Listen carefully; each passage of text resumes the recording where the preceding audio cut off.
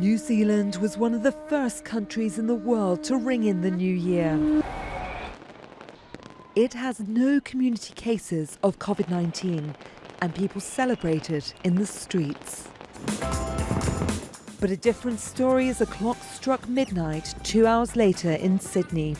The familiar bang and fizzle of fireworks were present, but not the usual crowds to watch them.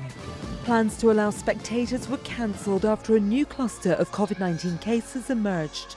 A few hours later, this was the scene in China's Wuhan, the city where COVID-19 first emerged more than a year ago. And although new cases are scarce in the world's fourth largest country, many still exercise caution by wearing masks. Everyone thinks that the first half of 2020 was terrible. If we look at the measures people took, the things people did to control the virus, people's kindness was felt by everyone.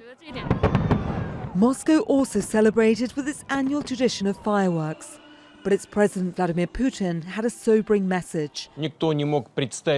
Unfortunately, the epidemic has not yet been completely stopped. The fight against it does not stop for a minute. Doctors, nurses and ambulance teams continue to work courageously.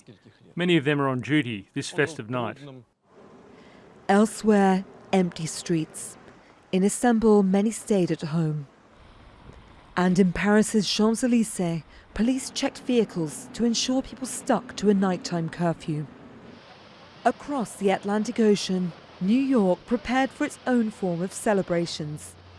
Familiar characters in the streets, but not the usual crowd that fill the streets to cheer in the new year. It's actually sad to see it in such a big distress.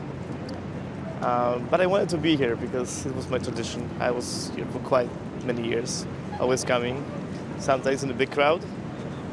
Now it's different. New York is undefeatable, you know, and as the world is, as the country is, and we're celebrating everything good, and we have so much to be grateful for in spite of this horrific situation that we're enduring. This sign in New York Times Square, a reflection of the times, as many ask, will things be better in 2021? Burdon-Manley, Al Jazeera.